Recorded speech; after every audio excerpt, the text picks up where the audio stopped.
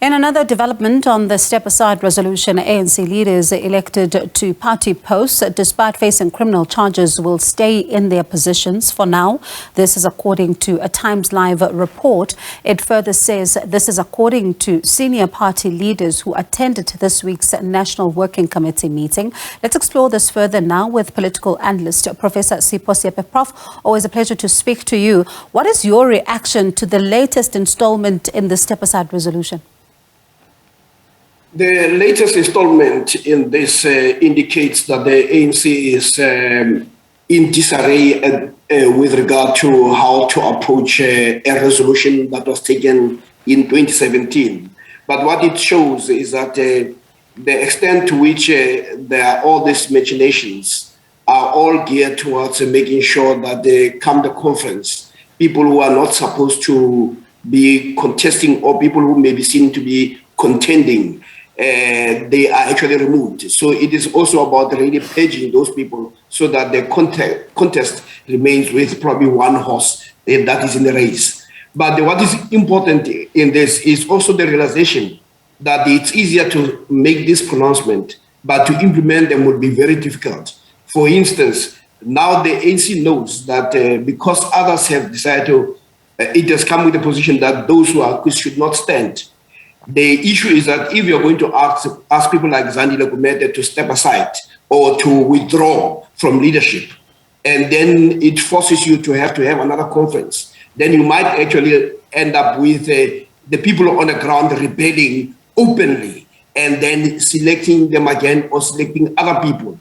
So you have to pay, the leadership in the ANC is paying attention to that possibility. But there's also something that says decisions are not applied retrospectively, that you don't make a law today or a rule today, then you apply it for transgressions that may have happened in the past. So the ANC does not know how to deal with this. But what is very clear is that the ANC has become so obsessed with this than any other thing. We saw also even the discussions that were supposed to have taken place in the conference in the Eastern Cape did not. What it meant is that the people are side issues. Right now, we are in a season where ANC members are turning on each other, not towards each other, to support their comradeship. So, Prof, I'm going to ask you to look into your crystal ball here at the back of what you've said. I mean, we saw what the NEC said about this particular step-aside resolution. At the same time, now we're looking at reports suggesting the NWC is saying otherwise. And at the same time, this is the resolution that is under fire, because we even heard some of the members who are now planning to contest it come December, because they're saying that it's not applied consistently and also it should be fair and in line with the Constitution. How much of a contestation do you see around this issue in December? Well, that appears to be the only issue that is on the table of the ANC.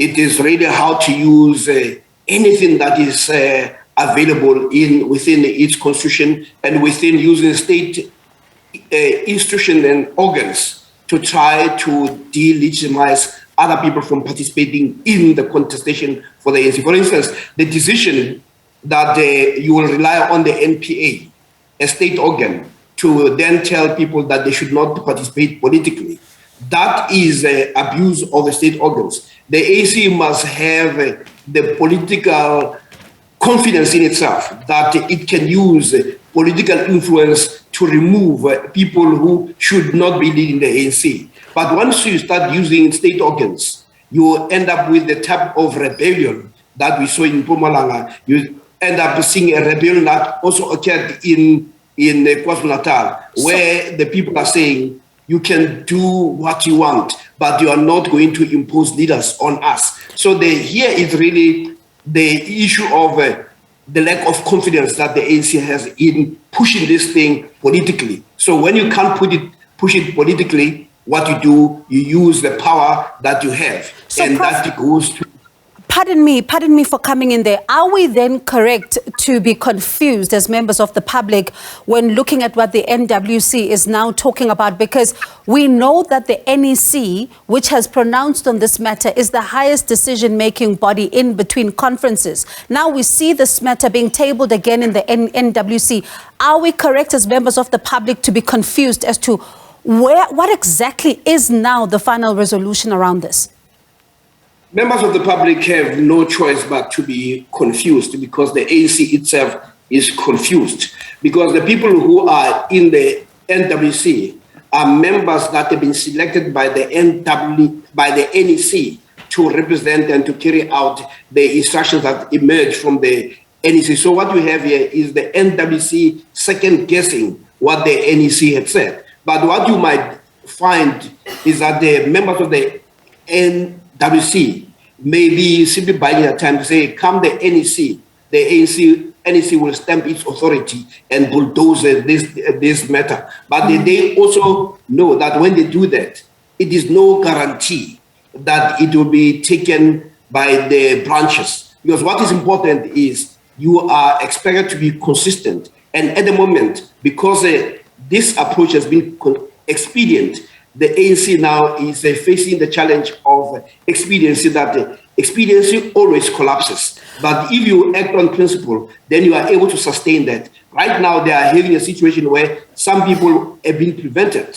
from running because they've been accused.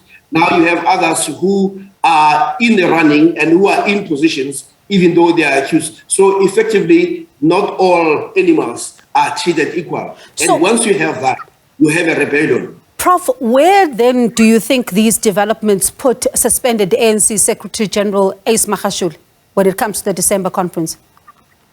Well, I mean, effectively, the resolution of this or the non-resolution of this will dictate whether he will also raise his hand to say, I'm available for a position. Because for as long as the ANC is unclear on this matter, it opens doors for people like Magashule. But at the same time, you cannot keep Magashule outside there and then say, but when it comes to somebody like Gumede or Msibi, you keep them. Then that will be a height of hypocrisy and it will be glaring.